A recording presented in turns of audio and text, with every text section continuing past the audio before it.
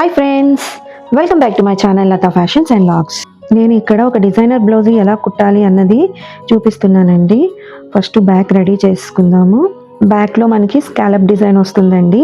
Total back neck 2 inches తీసుకున్న తర్వాత అక్కడ నుండి ఒక 7 to 8 ఇంచెస్ ఈ స్కాలప్ డిజైన్ అన్నది స్టార్ట్ అవుతుందండి. వీడియోలో చూపిస్తున్నట్టుగా ఫ్యూజింగ్ని లైనింగ్కి అటాచ్ చేసిన తర్వాత మెయిన్ ఫ్యాబ్రిక్ మీద పెట్టి స్టిచ్ చేసుకోవాలి. ఆల్రెడీ మన ఛానల్లో princess cut drafting and cutting stitching videos ఉన్నాయండి. అందుకే నేను జస్ట్ డిజైనింగ్ పార్ట్ మాత్రమే చూపిస్తున్నాను. డిస్క్రిప్షన్లో లింక్స్ ఇస్తానండి, ఒక్కసారి విజిట్ చేయండి ఏమైనా డౌట్స్ ఉంటే.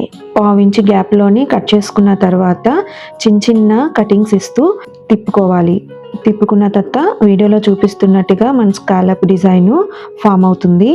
ఇప్పుడు దాని మీద ఒక స్టిచ్ వేసుకోవాలి. తర్వాత మనం ఫ్యూజింగ్ లైనింగ్ అటాచ్ చేసాం కదండి ఐరన్ చేసి, ఇప్పుడు అది ఏ షేప్లో ఉందో ఆ షేప్లో మనము స్టిచ్ వేసుకొని నీట్గా కట్ చేసుకోవాలి. శ్రావణ మాసం రాబోతుంది కాబట్టి ఇలాంటి అందమైన డిజైన్ బ్లౌజుల్ని తప్పకుండా ఒకసారి ట్రై చేయండి.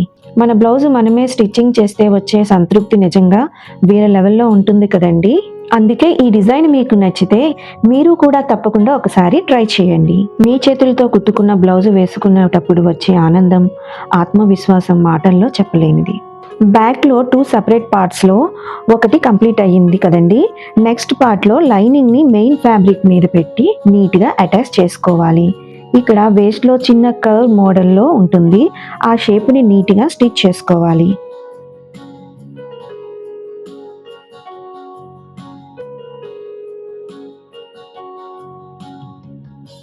పిన్స్ని రిమూవ్ చేసి ఎక్స్ట్రాగా ఉన్న ఫ్యాబ్రిక్ని కట్ చేసుకోవాలి.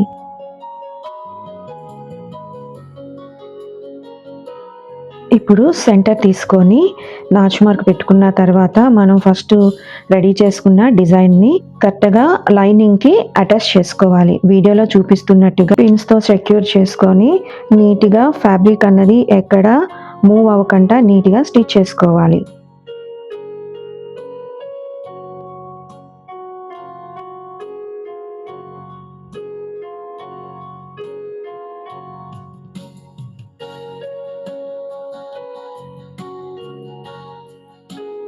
ఇప్పుడు బ్యాక్లోని డాట్స్ వేసుకున్న తర్వాత ఒక స్ట్రైట్ పీస్ తీసుకొని వీడియోలో చూపిస్తున్నట్టుగా వేస్ట్ దగ్గర స్టిచ్ చేసుకోవాలి.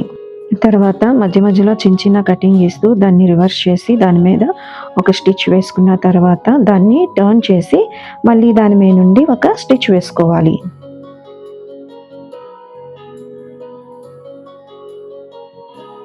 ఇప్పుడు మన బ్యాక్ రెడీ అయిపోయిందండి. ఇప్పుడు ఫ్రంట్ డిజైన్ ఎలా వస్తుందో చూద్దాం.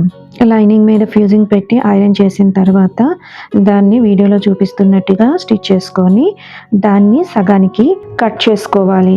తర్వాత ఫ్రంట్ పార్ట్ని లైనింగ్తో అటాచ్ చేసుకోవాలి.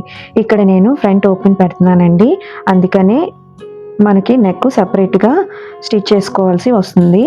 వీడియోలో చూపిస్తున్నట్టుగా పిన్స్తో సెక్యూర్ చేసుకొని నీట్గా స్కాలప్ నెక్ అన్నది స్టిచ్ చేసుకోవాలి. తర్వాత 1/2 ఇంచ్ గ్యాప్లో నీట్గా కట్ చేసుకొని చిన్న కట్స్ ఇచ్చిన తర్వాత వీడియోలో చూపిస్తున్నట్టుగా నీట్గా టర్న్ చేసుకొని దాని మీద నుండి ఒక స్టిచ్ వేసుకోవాలి. అదేవిధంగా ఇంకొక పార్ట్ని కూడా నెక్ని నీట్గా స్టిచ్ చేసుకోవాలి. ఇప్పుడు దీనికి బోర్డర్ని అటాచ్ చేసుకుంటున్నానండి. వీడియోలో చూపిస్తున్నట్టుగా నీట్గా చిన్న ఫోల్డ్ చేసుకుంటూ స్టిచ్ చేసుకోవాలి. అదేవిధంగా ఇంకొక వైపు కూడా స్టిచ్ చేసుకోవాలి. నెక్స్ట్ వీడియోలో ఈ బ్లౌజ్ ఎలా వచ్చింది అన్నది చూద్దామండి. మీకు కానీ ఈ వీడియో నచ్చినట్లయితే లైక్ చేయండి, షేర్ చేయండి, కామెంట్ చేయండి, సబ్స్క్రైబ్ చేసుకోవడం మాత్రం మర్చిపోకండి. Until then stay stylish, stay confident. మీ Latha signing off. Bye bye.